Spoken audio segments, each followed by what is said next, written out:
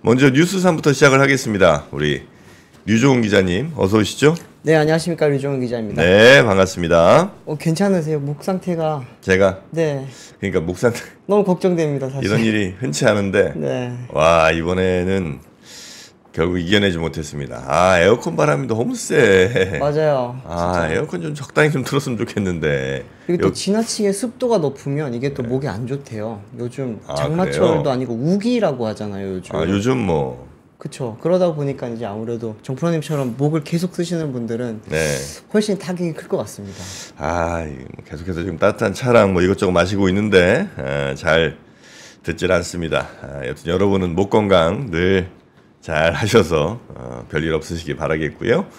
자, 그러면 뉴스 어떻게 미국 증시? 네, 미국 증시부터 한번 보겠습니다. 네. 미국 증시 좀 띄워주시면은 전장 대비해서 다우존스 같은 경우에는 이제 0.93% 낮아 이제 네, 그 하락한 세로 마무리를 했고요. 나스닥 같은 경우에는 0.81% 하락을 했습니다. S&P 500도 지금 0.71% 하락을 하면서 이제 뉴욕 증시 3개 다 지금 파란불을 켰습니다. 특히나 이제 나스닥 지수 같은 경우에는 요즘 좀 분위기가 많이 안 좋잖아요. 네. 기술주에서만 국한되지 않고 최근에 이제 다우존스까지도 이렇게 내려가게 되면서 아무래도 이제 미국 증시 자체가 요즘은 어느 정도 한계에 한 번 온 거 아닌가라고 하는 지금 분석도 많이 나오고 있습니다. 특히나 이제 그때 지난주 금요일 같은 경우에는 이제 그때 당시 공개됐던 실업수당 청구 건수가 네. 노동시장에 냉각되고 있다라는 신호를 좀 보내주면서 이제 미국 노동부에서는 이제 지난주 대비 신규 실업수당 청구 건수가 24만 3천 건으로 이렇게 기록을 하면서 2023년도 8월 이후 최고치를 기록을 했다고 합니다. 이건 결국엔 지금 경기가 많이 안 좋아질 수 있는 그런 선행지표를 나타낸 거다 보니까 네. 좀 이 부분에 대해서는 많이들 좀 불안해하고 있고요. 또 반대에서는 지금 이제 페드가 금리 인하를 좀 9월달에 할 수 있지도 않겠나 이렇게 지금 경기가 좀 안 좋아지고 있다 보면은 그런 가능성도 좀 내비치고 있는데 뭐 많은 전문가들은 지금 이 부분에 대해서 의견이 많이 갈리고 있다고 합니다. 대선을 앞두고 사실 이제 중앙은행이 그렇게 그 금리 인하를 할 경우에는 대선을 좀 영향을 미칠 수 있는 부분이 있다 보니까 네. 뭐 앞서 영란은행 같은 경우에도 영국에서도 지금 이제 총리 선거를 앞두고 그 당시에는 분명히 충분히 그 금리 인하를 할 수 있는 조건이 갖춰졌지만 하지 않았거든요. 그거에 빗대어서 지금 많은 이제 전문가들은 아무래도 대선 전까지는 금리 인하가 없을 수도 있다라고 하는 그런 이제 반대 의견도 많이 나오고 있다고 합니다. 네. 이게 좀 뭐 엔비디아라든지 지금 이제 애플 뭐 아마존 뭐 알파벳 이런 지금 사실 빅테크주들이 네네. 안 좋잖아요. 안 좋죠. 네. 정프로님은 괜찮으신지. 저도 안 좋고. 네. 그러다 보니까 이제 국외 투자자분들께서 이제 많이들 흔히 말하는 M7에 좀 많이 들어가 있고 특히나 이제 IT 쪽에 많이 들어가 있다 보니까 요즘 이제 미장도 답이 아닌가라고 하는 이야기까지 슬슬 나오고 있는 것 같습니다. 네. 자, 그러면 네. 네, 뉴스 하나하나 뭐 미국 대선 이야기부터 가야 되겠죠? 네, 네. 저 새벽에 너무 정신이 없었어요. 사실은 이제 보통 뉴스 준비를 전날 밤에 좀 해놓잖아요. 네. 그런데 아침에 일어나 보니까 이제 난리가 났더라고요. 보니까 이제 바이든 현재 대통령이 미국 대통령이 이제 더 이상 대선 레이스에서 하지 않겠다라고 선언을 하면서 이제 부통령 현재 이제 해리스 부통령을 차기 대선 후보로 나는 지지를 한다라고 하는 지금 트윗까지 내놓은 상태입니다. 네. 사실 지금 이제 이 이야기가 나오면서 전 세계적으로 지금 많이 좀 혼란에 빠져 있는 상황이라고 볼 수 있습니다. 미 대선이 지금 106일 정도 남아 있는 상황이다 보니까 네. 3개월 반 정도 남은 거잖아요, 사실은. 그렇죠.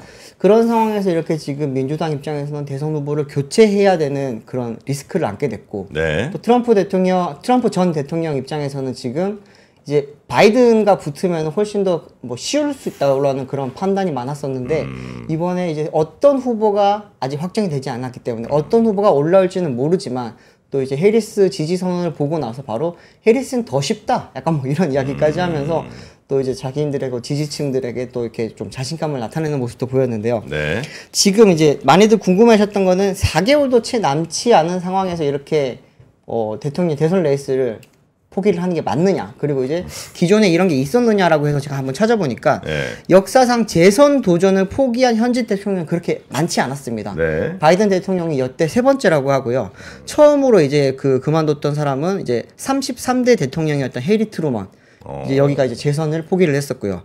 또 이제 36대 대통령이었던 린든 존슨도 재선을 포기를 했었습니다. 네. 트루먼 같은 경우에는 시작 자체가 이제 루즈벨트 대통령이 이제 타계를 하면서 이어받았다 보니까 네. 그러다 보니까 부통령에서 대통령 된 거군요. 그렇습니다. 네. 그러다 보니까 이제 뭐 아무래도 한 번도 할 때 자기의 지지율이 그렇게 높지 않다는 걸 판단을 했던 거고 그때 당시에 또 이제 뭐 미국 그 한국 전쟁도 영향도 있었고요. 네. 그런 영향으로 이제 인해서 좀 그만뒀던 건데 지금 바이든 같은 경우에는 사실은 이제 81세라는 고령 그리고 최근에 좀 안 좋은 그런 모습들을 많이 보였잖아요. 특히나 이제 대선 토론에서 당시에 이제 한번 반전을 노려보겠다라고 야심차게 나섰다가 좀 말실수를 많이 하면서 그때 당시에 완전히 민심이 돌아섰고 제가 그때 되게 많이 놀랐던 점은 민주당이 굉장히 좀 친민주당이라고 할 수 있는 그런 네. 뭐 뉴욕타임즈라든지 CNN이라든지 다 돌아섰죠. 네 거기서 이제 특히나 이제 그 흔히들 말하는 오피니언 리더들이 다들 이렇게 이제는 그만하셔야 된다라고 이야기까지 하면서 아무래도 이제 그런 언론에서 그렇게까지 이야기를 할 정도라면 친언론에서까지 그렇게 스탠스가 나올 정도라면은 큰 결단을 내려야 될 상황이었는데도 안 했잖아요 사실은. 그러다가 최근에 이제 그 코로나 이후로 한번 이렇게 나왔던 이제 영향이 아무래도 그런 계기를 좀 만들 수 있었지 않았냐라고 하는 이야기도 지금 나오고 있습니다. 그러니까 이제 핵심은 그 토론에서 아주 그 참패를 한 거. 그렇죠. 그게 이제 굉장히 컸고. 네네. 그 다음에 트럼프 대통령이 귀에 관통상을 입은 그 결정적 장면. 그렇죠. 그러면서 이제 대세가 완전히 기울다 보니까 그렇게 되면 민주당 후보로서 바이든이 더 이상 서 있을 힘이 없어지게 되는 거 아니겠습니까? 맞습니다. 그래서 이제 다만 저는 이 시기 석 달 반 정도 남은 시기가 너무 많이 남았다. 네. 그러니까 트럼프에게는 트럼프에게 너무 많이 남았다. 너무 많이 남았기 때문에 아마 변수가 분명히 더 생길 텐데 어떤 돌풍이 생기기에도 충분히 가능한 시간이고 그래서 그렇죠. 이제 이 변수 불확실성이 커졌다. 정프로 그렇게 봤잖아요. 기억합니다. 네. 대단합니다. 아침에 전문가들 나왔을 때도 그때도 그 말씀 계속 하셨잖아요. 네. 근데 그 돌풍이 어떻게 불어닥칠지는 사실 지금 모르겠는데 네. 사진을 하나 좀 띄워주시면은 이제 바이든 대통령이 바이든 대통령이 이제 본인의 그런 그 지지 뭐죠 대선 레이스 포기 선언을 하면서 지지 선언을 이제 보여줬던 게 해리스를 지지한다라고 이야기를 했습니다.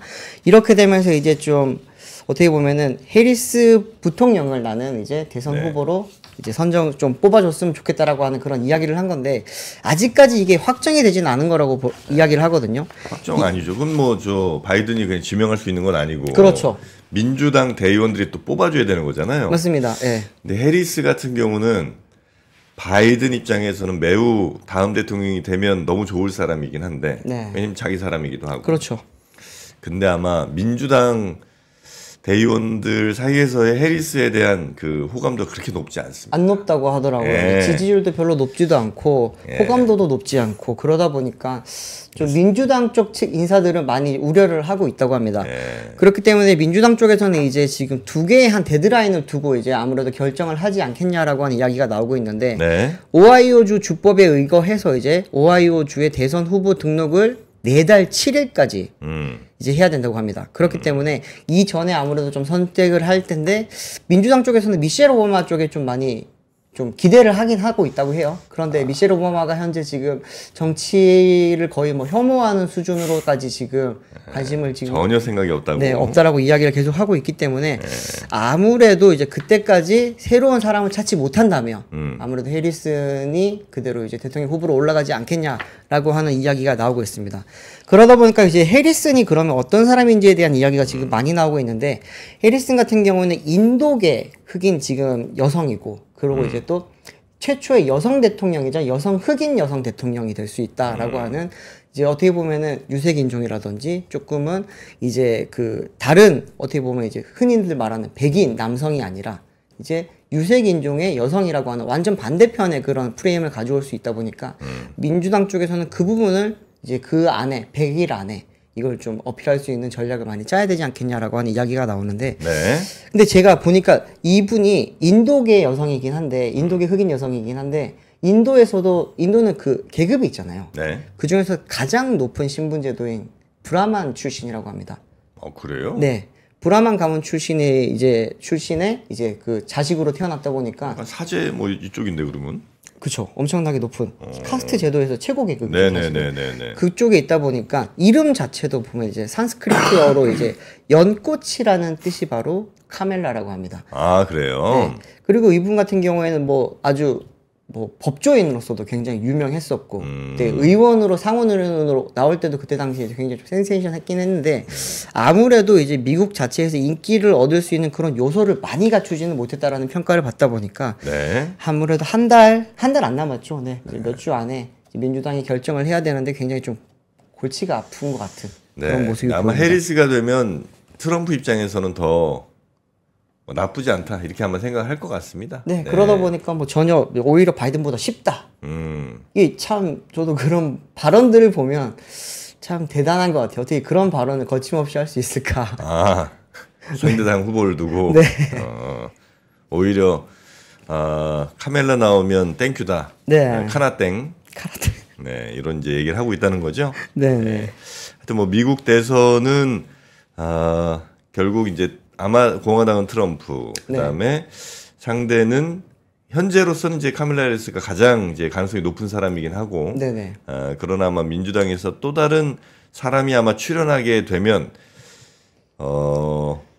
그래서 그 사람이 카밀라 해리스를 꺾고 미국 대통령, 민주당 대통령 후보로 많이 올라서게 되면 굉장한 돌풍이 아마 일 겁니다. 그래서 아마 트럼프를 이길 가능성이 꽤 높아진다. 저는 또 그렇게 보고 있습니다. 그 부분은 혹시 어떻게 보세요? 그 케네디 주니어 같은 경우에도 지금 안 되죠. 그분은 안 돼. 아니 그분이 나오게 되면 트럼프 표를 많이 뺏어갈 수 있으니까 이제 그 부분에 대해서도 좀 민주당 쪽 진영에서는 많이 기대를 하고 있는 것 같은 느낌이던데. 네. 근데 뭐 결국 이제 미국 대선이라는 게 우리처럼 뭐 5% 잡아먹는다고 해서 5%를 이제 그 다음에 지지율 그대로 깎아먹는 게 아니고, 그렇죠. 미국은 이제 대의원들을 뽑아줘야 되는 거잖아요. 네. 예, 그래서 아마 큰 역할을 수 없다. 네, 그건 뭐 큰 변수가 아니다. 저는 그렇게 봅니다. 네. 이게 근데 참 웃긴 게 그 트럼프 대통령이 지금 지지하는 쪽의 산업이라든지 이런 것들이 있지 않습니까? 네. 굉장히 지금 주가도 잘 올라가고 있고 특히나 이제 IT가 꺾인 시점이 하필이면 또 이제 대선 토론 이후 그리고 총 이렇게 비껴 맞고 난 이후에 조금 더 커지고 있고요.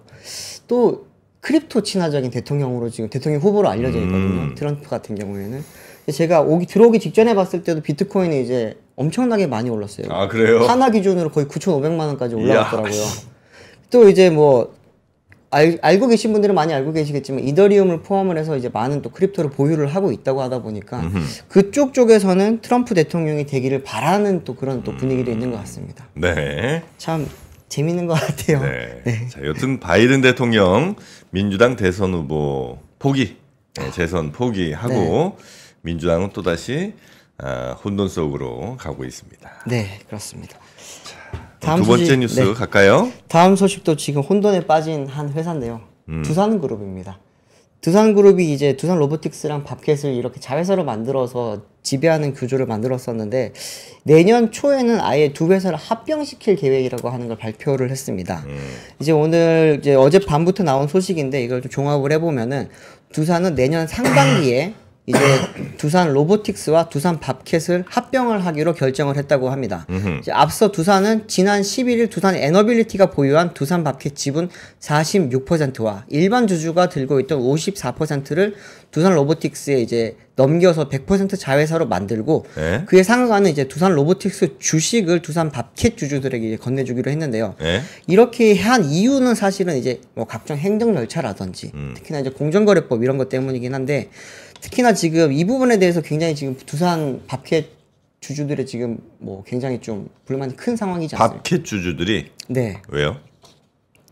밥캣 주주들 같은 경우에는 이제 그 본인들이 갖고 있던 그 주식에 대해서 인정을 다 못 받다 보니까 1대 063대 1대 0.63으로 지금 이제 그 비율로 이번 합병을 하게 됐잖아요. 그래요. 그러다 보니까 이제 실제 지금 두산 로보틱스 같은 경우에는 이익도 못 내고 있는 회사고 더군다나 이제 굉장히 좀 고평가를 많이 받고 있는 회사인데 밥캣은 지금 두산그룹 전체 이익입니다. 이익의 97%를 담당하고 있는 굉장히 알짜 회사입니다. 밥캣이? 네. 아, 그래요? 네. 우리가 지금 흔히 알고 있는 이 뭐 굴삭기라든지 거기에 있는 밥캣 하는 그 미국에서 유명한 브랜드 있잖아요. 그 회사가 두산 밥캣이거든요. 그러다 보니까 이제 굉장히 지금 알짜 회사인데 이 회사에 지금 그 저평가돼 있는 지분을 그 주식의 가치를 앞으로 이제 고평가 올라가면은 상방이 굉장히 있지 않습니까? 그런 상황인데 지금 이렇게 합병을 하게 되면은 지금 우리는 뭐 주주들 입장에서는 나는 사실 두산마켓이라고 하는 굉장히 좀 건실한 회사를 보고 투자를 했는데 지금 이게 합치게 되면은 결국에는 로봇 테마주에 투자한 것밖에 안 되지 않느냐라고 하는 그런 지금 불만들도 많이 나오고 있고요. 이렇게 될 경우에는 또 하나는 이제 이게 공정거래법상 이제 손자회사의 지주회사가 손자회사의 100% 지분을 보유를 해야 되는 거 있지 않습니까? 그러다 보니까 이게 아무리 두 회사를 이렇게 지금 두산 밥캣을 에너빌리티에서 지금 이렇게 어디죠? 로보틱스 밑으로 갖다 붙이더라도 여전히 이제 이거는 손자 회사기 때문에 이걸 지금 지배구조 개편을 완료하는 입장에서는 빨리 이 손자 회사 그거를 없애야 됩니다. 그러다 보니까 밥캣과 로보틱스를 합쳐가지고 결국에는 이제 새로운 이제 그 두산 로보틱스를 만드는 거고요. 이렇게 되면은 사실은 회사 입장에서는 굉장히 좀 좋죠. 밥캣이라는 회사가 워낙 브랜드 인지도도 높고 특히나 이제 북미 시장에서는 거의 그 중소형 장비 입장에서는 굉장히 지금 거의 1등 하는 회사거든요. 그러다 보니까 이쪽에서는 이제 그걸 노리면서 로보틱스라는 걸 지금 여러 군데에 지금 갖다 붙이고 있지 않습니까? 예전에는 그냥 우리가 흔히 생각하는 로봇, 산업용 로봇이었다가 휴머노이드 요즘 많이들 알고 계시는데 실제로 그것보다 훨씬 더 빨리 지금 로보틱스가 오고 있는 것은 농기계라든지 굴삭기라든지 이쪽이거든요. 특히나 이제 CES 같은 데 가보면은 이제 뭐 그 어디죠? 존디어 같은 회사들이 네네. 자율주행이랑 로봇 AR 기술을 합쳐가지고 농기계 로봇을 만들고 있고 예. 뭐 HD 현대중공업 같은 경우에도 보면은 이제 굴삭기 같은 거를 자율주행 기술과 AI를 넣어서 로봇처럼 만드는 걸 지금 많이 보여주고 있거든요. 네. 그런 상황에서 이제 두산 같은 경우에도 이번에 이제 그런 컨셉을 많이 보여줬었는데 이걸 이제 밥캣이라고 하는 이름 아래에 로봇이라고 하는 그런 테마를 갖다 넣게 되면은 굉장히 시너지를 보여줄 수 있다라고 지금 두산 쪽은 좀 많이 그렇게 지금 설명들을 많이 하고 있습니다. 네, 그러니까 두산에서는 회사의 어떤 그 컨셉상에서도 이제 에너지 쪽, 클린 에너지 쪽을 이제 두산 에너빌리티와 두산 퓨얼셀 이렇게 이제 가는 거고. 그렇습니다. 그다음에 이제 좀 스마트 머신 뭐 좀 움직이는 애들은 두산 로보틱스의 밑에 또 두산 밥캣 이렇게 이제 가는 거고. 네네. 예, 그다음에 뭐 첨단 소재 쪽으로 두산 테스나 이렇게 이제 크게 사업 구조를 좀 이렇게 재편한다 이렇게 얘기를 하는 거지만 네. 실제로 이 회사들을 갖고 있는 특히 이제 어디에 원래 갖고 있던 뭐 두산 밥캣 갖고 있던 밥캣도 있나? 하여튼 뭐 네, 에너빌리티나 뭐 이런 회사 갖고 있던 분들 입장에서는 좀 화가 나는 이런 상황이 된다는 거죠. 그렇죠. 밥캣 주주들로서는 사실 주식 가치 자체가 이번에 많이 희석이 돼버리고 저평가되게 돼버리니까 화가 날 수밖에 없는 상황입니다. 네. 방금 말씀 주신 거 표로 간단하게 정리를 한 게 있어서 가져왔는데 좀 띄워주시면은 기존에는 좀 약간 복잡했죠. 두산 에너빌리티가 예전에는 두산 중공업이었습니다. 두산 중공업이었다가 이제 에너지 자체에 조금 많이 집중을 하겠다라고 하면서 이번에 그 전에 이름을 바꿨고요. 에너빌리티로. 네. 그리고 이번에는 사업 구조까지 바뀌게 된 건데 보시면은 두산이 에너빌리티와 퓨얼셀을 가지고 클린 에너지를 하고요. 로보틱스와 밥캣으로 스마트 머신, 테스나로 첨단 소재를 하는데 이 과정에서 사실은 밥캣은 굉장히 좀 불운한 회사입니다.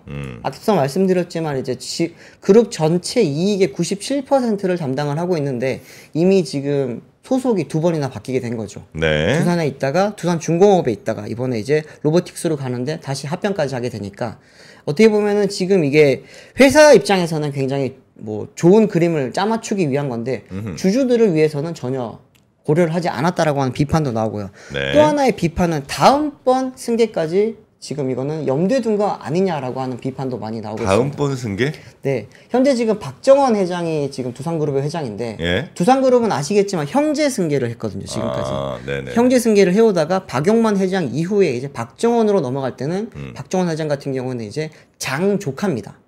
이제 그 다음 때로 넘어가게 된 거죠. 네. 이렇게 형제들끼리 해오다가 이제 그 다음 때로 넘어가서 다시 이제 그 형제 승계가 이루어지는 상황인데 박정원 회장 다음 회장을 누군가가 해야 될 텐데 네. 어쨌든 그런 뭔가 이제 실적이 있어야 되지 않겠습니까? 업적이라든지 그런 걸 할 때 지금 이제 두산 로보틱스의 사장이라고 할 수 있는 박인원 사장이 네. 다음번 승계 상대로 지금 많이 꼽히고 있습니다.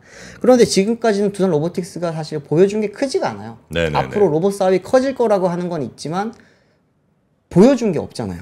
그러다 보니까 이걸 만약에 합치게 되면은 실적도 가져올 수 있게 되고 또 하나는 이제 앞으로 올 로봇 시대에 대해서 좀 대비를 잘 할 수 있지 않겠냐라고 하는 건데 결국에는 좀 이거를 비판적으로 거버넌스 쪽에서 보시는 분들은 박인원 회장의 승계를 위해서 지금 그룹 전체가 이렇게 나선 거 아니냐라고 하는 그런 비판까지도 조금 나오고 있는 상황이라고 합니다. 아, 그래요. 네.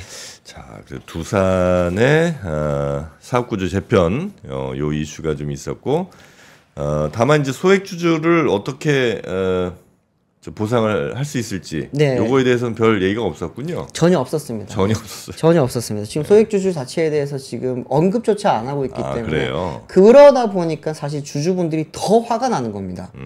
우리가 어떻게 하겠다라고 하는 그런 SK 같은 경우에는 사실 이것도 지금 뭐 비율에 대해서 여러 논란이 있긴 했지만 네. 적정 비율을 찾아가는 설명을 했거든요. 저 찾아가는 과정이 이랬었다. 0.5, 1대2 여기서 이제 결국에는 적정 비율을 찾다 보니 1대 1.19라고 하는 그런 이제 비율을 만들어낸 과정을 설명을 해주긴 했어요. 이거를 네. 받아들이는 분도 있고 못 받아들이는 분도 있지만 두산 같은 경우에는 현재 그 부분에 대해서 딱히 좀 설명이 없거든요. 그러다 보니까 주주들이 이거 뭐 불통 아니냐 이렇게 되면서 지금 우리가 투자했던 거를 너무 지금 완전히 무시하는 거 아니냐라고 하는 그런 지금 스탠스도 나오고 있고요. 정치권에서도 지금 이렇게 좀 많이 이 부분에 대해서 논란이 되고 있는 게 네. 소액 주주들인 결국에는 또 표로 연결되지 않습니까? 그러다 보니까 정치권에서도 지금 굉장히 지금 민감하게 받아들이고 있는데 이 이슈를. 네. 네. 김현정 더불어민주당 의원 같은 경우에는 지난 18일에 두산 밥켓 합병 논란 재발을 막기 위한 상장법인의 합병 비율 산정을 규제하는 내용의 자본시장법 개정안을 대표 발의를 해놓은 상태입니다. 그러다 보니까 이제 앞으로 이제 두산 밥켓 방지법이라고 하는 이름으로 이번에 이게 올라가 있거든요. 네. 그러다 보니까 이런 이제 어떻게 보면 소액 주주를 무시를 하고 그룹사만을 위한 그런 이제 그 합병, 특히나 이제 상장사와 비상장사 간의 합병을 할 때 지분 가치, 그리고 이제 자산 가치에 대해서 평가를 하는 거를 네. 명확하게 해야 되는데 그 부분을 좀 이제 규제를 하기 위한 그런 이제 그 자본시장법 개정안까지 이번에 내놓은 상태입니다. 네. 아니 그러니까 이게 뭐 이 두산 얘기를 하는 건 아니고 네네. 어떤 회사가 막 이런저런 계열사를 쭉 있는 그룹사가 그 뭐 물려받을 사람 있는 데 쪽으로 갑자기 여기저기 있던 알짜 회사들을 다 붙여가지고, 네. 모아주고. 네. 그럼 이제 원래 갖고 있던 저 소액주주들 다른 회사를 막 갖고 있던 소액주주들은 알짜 회사가 절로 다 몰려가는 거 보면서 내 주가 가치는 막 주식 가치는 막 한참 하락을 할 거고. 그렇죠. 그런 것들을 그냥 뭐라고도 못하고 이렇게 봐야 되는 그런 상황들이 예전에 그러니까 다른 사례들에 보면 네네. 있었을 것 같은데 많았죠. 네. 두산은 이번에 하여튼 사업 구조 재편을 한다 이거죠. 네. 지금 보면 사실 뭐 두산뿐만이 아니라 많은 회사들이 지금 3세, 4세 승계를 넘기는 과정에서 지금 뭐 비슷한 이런 일들도 나오고 있고 이거랑 다른 형태지만 계속해서 논란이 나오고 있는 상황인데 이럴 때 특히나 이제 두산이 조금 더 불을 붙여 기름을 부어버린 게 아닌가라고 하는 그런 평가가 많이 나오고 있습니다. 네.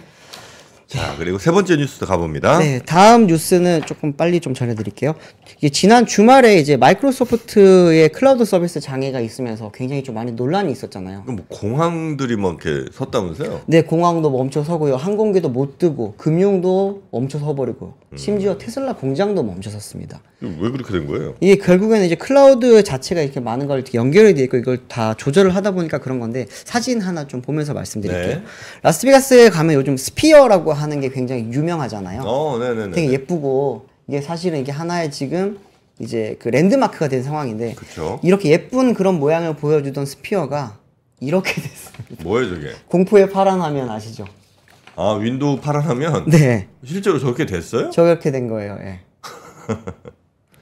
그래요? 네, 그러다 보니까 지금 이게 이 파란 화면의 공포가 지금 저 스피어뿐만이 아니라 전 세계적으로 지금 다 뻗쳤다고 합니다. 이게 뭐, 네, 재밌죠? 저 이렇게 글씨가 있구나. 윈도우 쓸 때. 네, 저걸 연출한 게 아니라 저렇게 돼버렸구나. 네.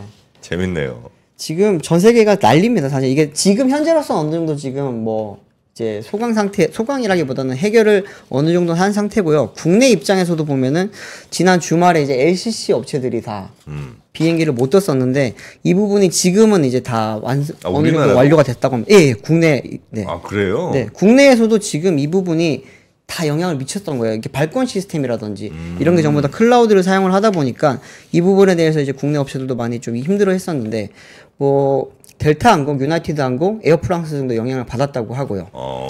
국내 이제 LCC 업체들은 전부 다 영향을 받아서 이제 네네네. 그 LCC 그 MS가 그 애저 그거 하잖아요. 맞아요. 클라우드. 네. 네. 애저 클라우드 하고 있습니다. 아, 그거에서 이제 문제가 생긴 거군요. 네.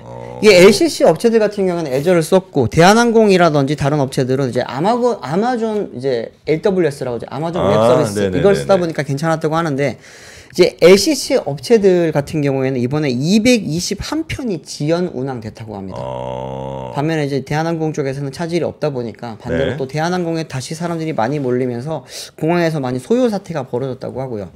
외항사들 같은 경우에도 보니까 이제 AWS를 쓰는 곳은 괜찮았는데 앞서 말씀드렸던 델타나 유나이티드 에어 프랑스 같은 경우에는 또 이제 MS를 쓰다 보니까 영향을 많이 받았다고 하고요. 예. 이게 또 뭐 외신들을 봤을 때는 테슬라의 텍사스 네바다 공장 이제 설비가 이번 서비스 장애로 무기한 중단이 됐다고 하고요. 또 하나는 이제 뭐 미국 같은 경우에는 법무부, 에너지부, FBI 이런 이제 각주 경찰 시스템 쪽에서도 이번에 많이 영향을 받았다고 합니다. 네. 스타벅스도 모바일 주문이 멈춰섰다고 하고요. 네. 근데 이제 가디언 쪽에서 이제 영국의 이제 일간지인 가디언 쪽에서 이걸 분석해 본 결과 이 IT 장애 완전 복구는 몇 주가 더 소요될 수 있다라고 이야기를 했다고 합니다. 이제 앨런 우드 영국 서리대 사이버 보안 교수는 이번 IT 장애 문제를 해결을 하려면은 영향을 받은 시스템을 수동으로 재부팅해야 되는데 대부분의 표준 사용자는 이 지침을 따르는 방침을 모를 것이라고 하면서 수천 대의 운영 PC가 서로 다른 위치에 분산된 조직에서는 더욱 어려운 작업이기 때문에 아무래도 몇 주가 더 걸릴 수 있다라고 이야기를 하고 있습니다. 네. 이게 뭐 외신을 보니까 이번 사태에 영향을 받는 게 한 850만 대의 PC가 영향을 받을 아이고야. 거라고 하거든요. 그렇기 때문에 네. 뭐 지금 수주라고 하는 게 MS 쪽에서는 아니라고 계속 해명을 하고 있지만 IT 전문가들은 당연히 그 정도 걸릴 거라고 지금 이야기를 하고 있습니다. 그래요. 아마 그 스피어 옆에 있던 분들이나 아니면 그 회사 같은 데서 애저 쓰는 분들 이렇게 갑자기 파란 화면이 딱 뜨면 네. 와, 그 진짜 눈 아프셨겠네, 그죠? 네.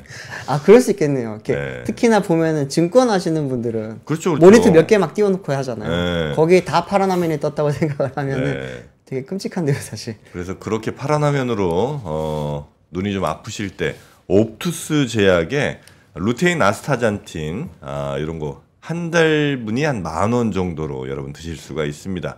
또 차지기도 한 달 15,000원 정도 가격이면 여러분 만나실 수가 있으니까 한번 저렴하게 만나보시는 건 어떨까. 요게 이제 제가 지금 찾아보니까 올 11월하고 12월 말까지 유통기한, 그러니까 섭취기한이라고 하죠 요즘은. 네, 그렇게 돼 있습니다. 어차피 뭐 한 지금 7월이니까 네. 한 5, 6개월 이상 남았잖아요. 네, 그렇죠. 그렇게 드시면 충분히 드실 수가 있고요. 전에 그 품절됐던 구미, 루테인 구미, 그거는 이제 내년 6월 말짜리 제품들이 조금 들어왔습니다. 그러나 가격은 이제 15,000원. 전부 다 조금 올라갔죠. 네. 항상 그렇습니다. 세상 일이 그렇습니다. 예. 저도 구미 되게 먹고 싶었는데. 예. 네. 전에 그거는 다 나갔잖아요. 예. 어쩔 수가 없어요. 저도 살려고 들어가니까 바로 품절 떠 있어서 품절이야. 못 샀어요. 예. 그래서 적당히 나온 세상에 싸고 좋은 게 어디 있습니까? 그러나 싼데 괜찮은 건 있더라는 거예요. 예, 그게 바로 지금 여러분께 지금 전해드리는 이런 루테인, 아스타잔틴 그리고 차지기 또 루테인 구미 이런 것들이 있으니까요. 자, 요 링크 따라가시면 맛있게 드실 수가 있습니다. 떨이 아니고요. 네. 섭취기한이 조금 임박한 제품들을 합리적 가격에 만나실 수 있는 기회다. 이렇게 포장 한번 해보겠습니다. 자, 우리 류종훈 기자 오늘 아침도 고생 많으셨고요. 또 진행하는 사람이 이렇게 목 관리 못해서 프로답지 못한 모습 죄송스럽습니다. 아닙니다. 너무 걱정됩니다. 진짜. 이제 정프로라고 부르지 말아 주십시오. 네, 저는 그냥 뭐 정쓰레기 이렇게 가겠습니다. 이게 정말 너무 부족합니다. 자, 우리 류종훈 기자님 고생 많으셨고요. 감사합니다. 네, 다음 시간에 뵙겠습니다. 네, 감사합니다. 고맙습니다. 네. 박근영, 이선영, 사경인, 염승환 투자 마스터들의 세심한 케어로 건강한 투자 습관을 만드세요. 3프로 멤버십 3프로 앱에서 확인하세요.